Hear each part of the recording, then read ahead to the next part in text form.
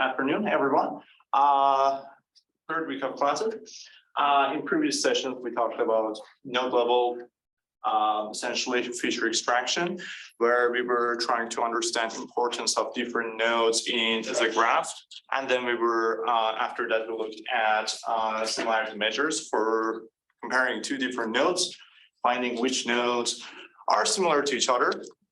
So we were using that for link prediction tasks. And today we're gonna look at essentially feature extraction methods on subgraph level. So the example that basically the problem that we're trying to study today is graph partitioning, in which we have a graph and we are trying to find two basically k sets of disjoint nodes, where each basically set of disjoint nodes, the nodes in that cluster are similar to each other. So this has many applications. For example, when I was basically doing research for my master's, we were using a code, basically a PD solver called adaptive wavelet collocation method. It was an adaptive basically method. So what it means is that you didn't have basically high resolution mesh everywhere. You only adapted your meshes to places that there is a high gradient in the solution. So where there's, too many things going on in our solution.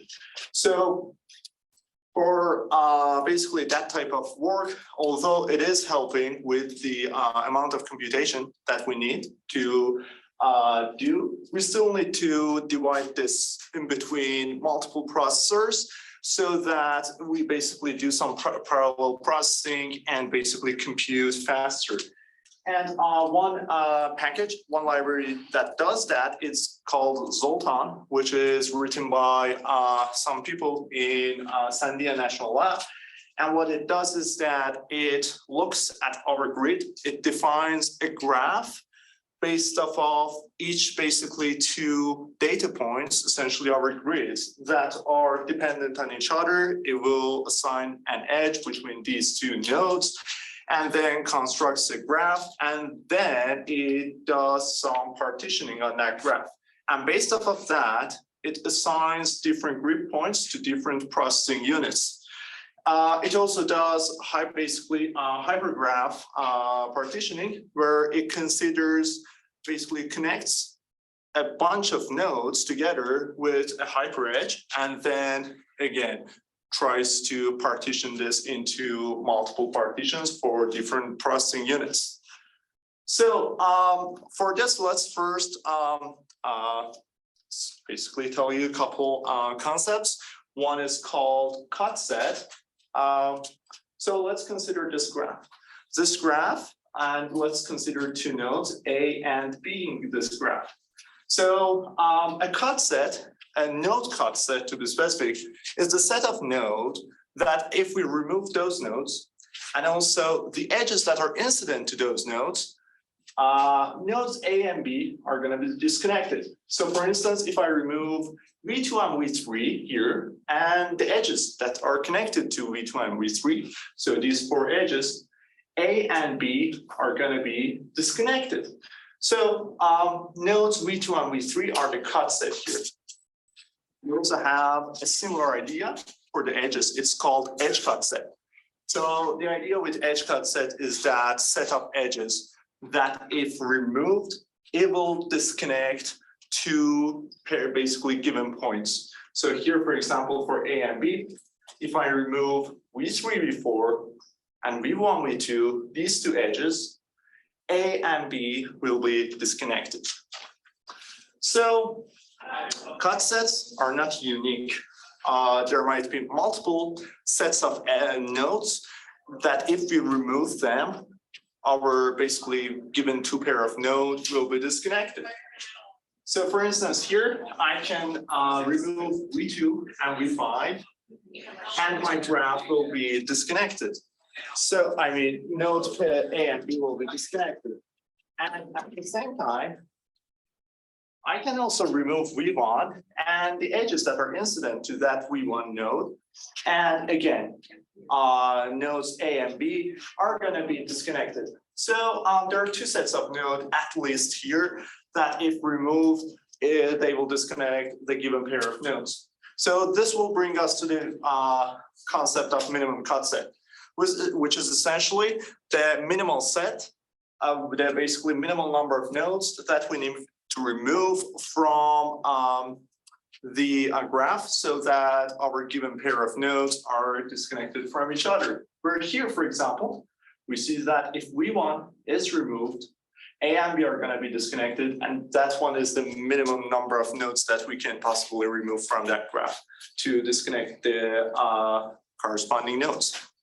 So we can use this definition of cut set to define our partitioning problem. So for a partitioning problem, we are saying that we're dividing our graph into k clusters or partitions, such that the number of edges that move from basically across the boundaries of clusters is minimized, right? So essentially, when we say that, it means that we want to find the minimum cut set, right? So the minimum number of edges between different clusters that if we remove those edges, for example, those two clusters are not connected from each other anymore. We can think about it in terms of processing units. So we assign, for example, half of our grid points to one processing unit, the other half to the other processing unit.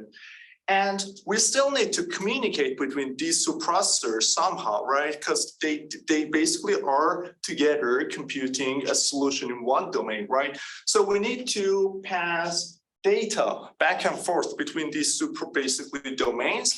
And that's going to be our essentially cut set. And we want to minimize that because we don't want to have too much communication between, we want to have the minimum communication between two processing units so that because there's a cost coming with communications across different processors. We can define it again as the number of edges that cross the cluster boundaries. So for basically, we're summing over all clusters and we're looking at edges that have one node inside that cluster. So for example, K, and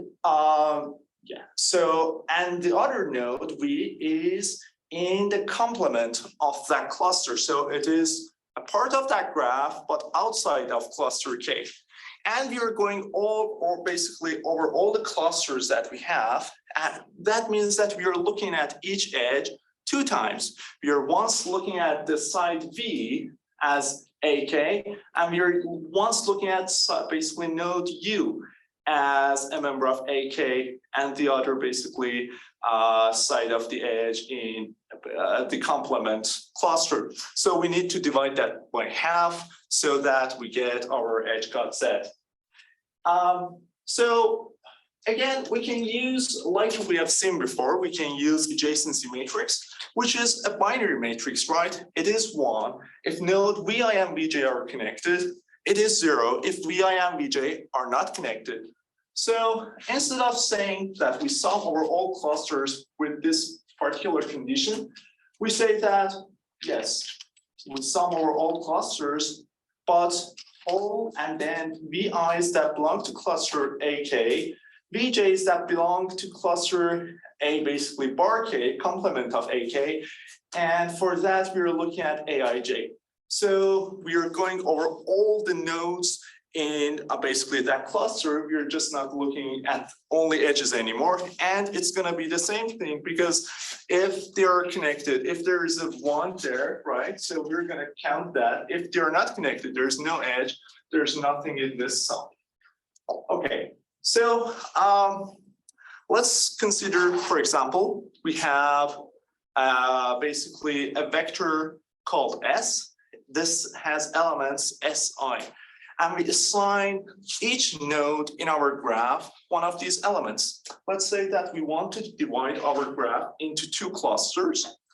And we say that that node has label Si equal 1 if it belongs to cluster 1, and it has label -1, Si equal -1 if node VI belongs to cluster A2. Okay. So now we can use this to write an indicator function, 1/2 1 minus Si times Sj, where this is essentially a 1 and 0. If Vi and Vj, both of them belong to the same cluster, this is going to be Si and Sj, both of them are going to have the same sign, right? So this is going to be 1. So 1 minus 1, it's going to be 0. If they belong to different clusters, they will have different signs. So this is Sij is going to be -1.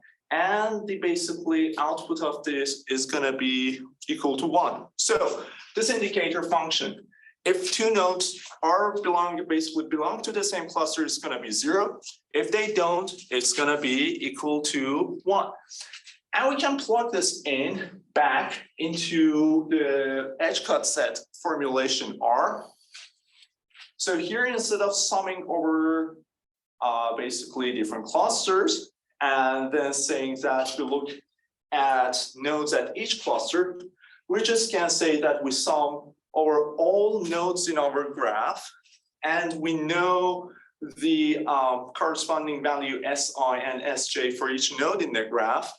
And if they are from these two nodes, so instead of saying that if this belongs to one cluster, if the other one belongs to not that basically cluster, we say that we go over all nodes and we multiply this indicator function inside this. So if they belong to the same, this is going to be 0. There is no sums left. And if it is 1, it means that they belong to the different clusters. So we will again have this relation. So that means that if we know a vector S with elements corresponding to each node in the graph, so let's say that we have V nodes in our graph, we have a vector S of size V, right? So then if we find a vector S, we can find a vector S such that it basically gives us a clustering for that graph. So it boils down, the problem of clustering will boil down into finding a vector S. So when we think about, when we said that we want to minimize essentially the number of edges that cross the boundaries of clusters, right? So this looks nice, but in practice, when you just want to minimize, so you basically say that my objective is to minimize the edge cut set for a given number of clusters, this doesn't really work. So let's see an example. Let's look at this graph. We have 4 clicks here. So 4 clicks means that nodes that basically have 4 nodes, and it's a click, so it means that every node in that click are connected to each other. And we have 4 clicks, and these are sparsely connected to neighboring clicks. Each one has 2 edges basically with the other click. So it is a reasonable idea that it is a reasonable expectation that we have a clustering like this. We have a clustering that is assigning a cluster. For example, let's say that we want to do 5 clusters. K is a given in this problem. We want to have 5 clusters. We expect our algorithm to find something like this, right? Each of these clicks are similar to each other, the nodes in this. So this is what we will expect. But in reality, all right, let's first thing first, let's count how many, what's the edge cut set for this clustering. We have 5 basic clusters. They're all similar to each other. So let's count 1, 1, 2, 3, 4, 5, 6, 7, and 8. 8 times 5 divided by 2, 20, right? So there are 20 edges here that are crossing boundaries, and our edge cut set here is 20. But in reality, what we will end up with is our algorithm will isolate a couple nodes and will say that, hey, this is the clustering you wanted. And I'm like, okay, let's see what's the edge cut set here. We see that it is 16. So there are 16 edges in this picture that are crossing the boundaries of clusters. And that means that we were expecting something nice like this, but we're getting a clustering that doesn't, just by eye inspection, it doesn't look like anything.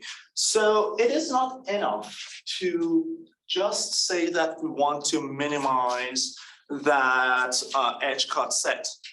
So we want to also enforce some other constraint into our problem. Let's say that, or basically, yeah. So the way we do this is to promote some balance between basically different clusters. We say that, for example, there is a method called ratio cut. The strategy in this is that it wants to have nodes that have balanced number of nodes. So I don't want to have an isolated, essentially, node selected as a cluster. I want to have clusters that are, reasonably large, right? So we do that by penalizing our objective function by the size of the cluster that it gives us.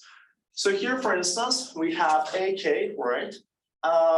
In denominator, this means that this number of nodes in my cluster K. If this is a small cluster, this will be 1. The value of our loss function is going to be larger. If I have more nodes here, this will have a smaller value. And we are summing over all the clusters in our graph. So what happens at the end of the day is that it's basically this objective function will penalize our algorithm if it selects nodes that are basically clusters that are very small. So ratio cut is defining the size, essentially the concept of size for a cluster as the total number of the nodes that are in that cluster. There's another approach called normalized cut. In normalized cut, we're using volumes of each cluster. And first, let's say what volume is. Volume is essentially the total number of the degrees of the nodes of that cluster. So we have, for example, V prime is the set of nodes in that subgraph. And then we go over all the nodes, we sum their degrees, and that's going to give us the volume of that subgraph. And if we penalize with this idea, what happens at the end of the day is that we will have a balanced number of edges incident to the nodes at each clusters. So ratio cut is basically looking at the size of the subgraph in terms of the number of nodes. Normalized cut is looking at each subgraph in the context of the number of edges that are in that subgraph.